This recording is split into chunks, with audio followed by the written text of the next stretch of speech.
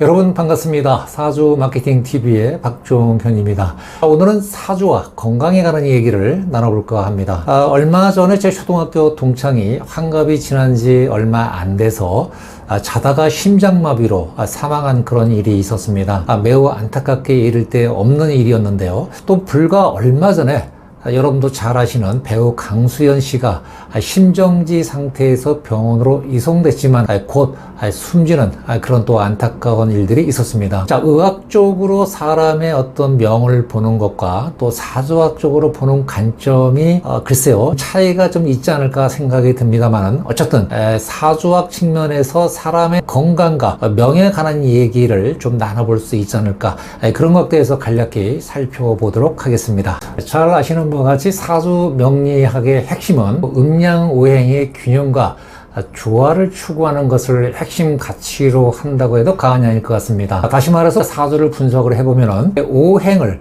골고루 갖춰져 있는 사람이 그렇게 많지는 않습니다. 대부분의 사주가 특정 오행으로 편중되어 있거나 또는 일부 오행이 부족하거나 이렇게 형성되어 있는 것이 대다수다라고 해도 지나치지는 않을 것 같습니다. 그래서 우리가 억강부약이란 말을 종종 씁니다만은 나의 기운이 강한 것은 설기, 다시 말해서 좀 나눠주고 또 나의 부족한 기운은 누군가로부터 도움을 받는 이런 구조로 형성되어 있다라고 할 수가 있을 것 같은데요. 결국은 이것은 우리가 상생상극이란 말로도 통용해 쓸 수 있을 것 같은데, 상생상극이라고 하는 것은 내가 누구한테 도움을 주고 또 누군가로부터 도움을 받고, 또 극이라고 하는 것은 내가 누구한테 지배를 받고 또 내가 지배를 하고, 이것이 바로 이 사주 구성의 핵심이라 볼 수도 있을 것 같습니다. 자, 그래서 사주라고 하는 관점에서 우리가 사람의 명 또는 건강, 이걸 어떻게 분석을 해 볼 것이냐라고 하는 것이 중요한데요. 자, 우리가 오행이라고 하는 것은 화, 토, 금, 수 이렇게 얘기를 합니다. 자, 그러면 목화, 토, 금, 수는 오장육부로 얘기하면 목은 간과 담을 얘기하고요. 화라고 하는 것은 심장과 소장, 토라고 하는 것은 비위, 그리고 금이라고 하는 것은 폐와 대장, 자, 마지막 수라고 하는 것은 신장, 방광 계열을 의미한다고 얘기를 하고 있습니다. 자, 그렇다면 일간을 중심으로 해서 어떤 기운이 강하고 약함에 따라서 내가 강한 점이 무엇이고 또 내가 또 약한 거, 다시 말해서 보완해야 될 게 무엇이냐라고 하는 것이 명확하게 그것이 나타나는데, 그런 관점에서 태생적으로 나의 건강에 어떤 문제가 있을 수 있는지 그런 관점에서 한번 살펴보도록 하겠습니다. 네, 우리가 사주를 분석할 때 이제 편중돼 있다라고 하는 것을 중요하게 볼 수 있는 이제 관점 포인트 중에 하나인데요. 어떤 특정 오행으로 편중돼 있다라고 하는 것은 결국은 다른 오행이 부족하다 또는 없다 이렇게 볼 수가 있는 거거든요. 바로 이 강하고 약한 부분이 그 사주의 맹점이 될 수가 있다라고 하는 것인데요. 자, 그럼 예를 한번 들어보겠습니다. 우리가 일간 목을 중심으로 해서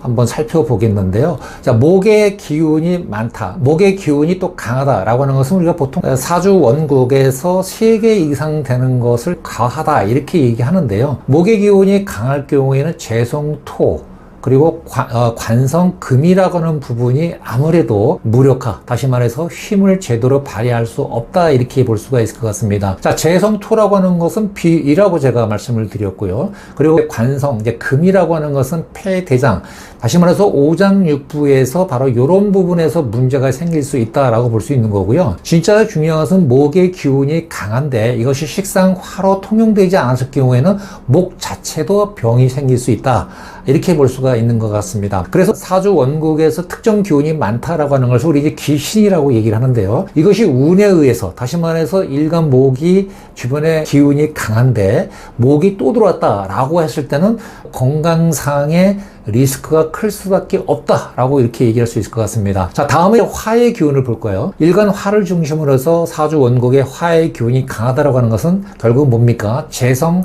금이 그리고 관성수가 문제가 생길 수 있다라고 하는 것이죠. 금이라고 하는 것은 아까 말씀드린 것처럼 폐와 대장을 얘기를 했고, 그리고 관성수라고 하는 것은 신장과 방광 계열에 어떤 문제가 생길 가능성이 높다라고 하는 것이겠죠. 이렇게 사주 원곡의 화의 기운이 강할 때 식상토로 흘러가면 다행인데, 식상토로 흘러가지 않고 그 화기가 가득 담아있는 상태로 됐을 경우에는 또 이것이 귀신, 화에 운이 들어왔을 경우에는 굉장히 리스크가 클 수밖에 없다라고 얘기할 수 있을 것 같습니다. 자, 다음 세 번째 토로 살펴보는데요. 토의 기운이 강할 때에 문제가 생기는 것은 바로 재성수가 문제가 생기는 거고요. 그리고 관성목에 문제가 생길 가능성이 높다는 것이죠. 자, 재성수라고 하는 것은 방금 얘기했으니까 우리가 관성 바로 이 목이라고 하는 것은 간과 담을 말씀을 드렸던 것 같고요. 또 일간을 중심으로 토의 기운이 많을 때에 식상 토생금으로 흘러가면 다행인데 흘러가지 못했을 경우는 토 자체도 병이 생길 가능성이 높다. 이것이 외부 운에 의해서, 다시 말해서 월운이든 또 세운이든 대운에 의해서 토의 기운이 강하게 들어오면 이것이 우리 이제 귀신이라고 얘기를 합니다만 이럴 때는 건강상의 문제가 굉장히 클 수가 있다, 이렇게 볼 수가 있을 것 같습니다. 다음은 금인데요. 금 일간을 중심으로 해서 사주 원곡의 기운이 강하다고 할 때는 금금목, 바로 이 목에 문제가 생길 수 있는 것이고, 그리고 화의 기운이 무력화될 수 있기 때문에 금과 화의 오장육부에 문제가 생길 가능성이 매우 높다라고 얘기할 수 있을 것 같습니다. 금이라고 하는 것은 폐와 대장 얘기였고, 화라고 하는 것은 심장과 소장이라고 얘기를 드린 바가 있습니다. 그래서 이 금 자체도 금생수로 흘러가면 다행입니다만 식상으로 흘러가지 않았을 경우에는 이 또한 문제가 생길 수가 있다라고 하는 것을 말씀드리겠습니다. 자, 마지막으로 수의 기운을 보겠는데요. 수의 기운이 강하다라고 하면 이제 당연히 불의 문제가 생길 수가 있는 거죠. 수국화가 되기 때문에. 그래서 화의 병이 생길 수가 있는 것이고요. 또 수의 기운이 강하게 되면 토라고 하는 것이 무력화될 수 있기 때문에 토는 비와 비위를 얘기한다고 말씀을 드렸습니다. 또 마찬가지로 수라고 하는 것이 수생목으로 이렇게 흘러가면 다행입니다만 그렇지 않을 경우는 수병이 생길 수 있다. 다시 말해서 수에 문제가 생길 수 있다라고 하는 것인데, 이것이 외부 기운이라고 할 수 있는 운에 의해서 수가 또 강력하게 들어오면은 굉장히 문제가 생길 수가 있다라고 하는 것을 여러분께 말씀을 드렸습니다. 네, 이상으로 사주와 건강의 관점에서 살펴봤는데요. 사주 구성에 있어서 특정 오행으로 편중되어 있다라고 하는 것은 결국은 다른 오행에 문제가 생길 가능성이 높다라고 하는 것입니다.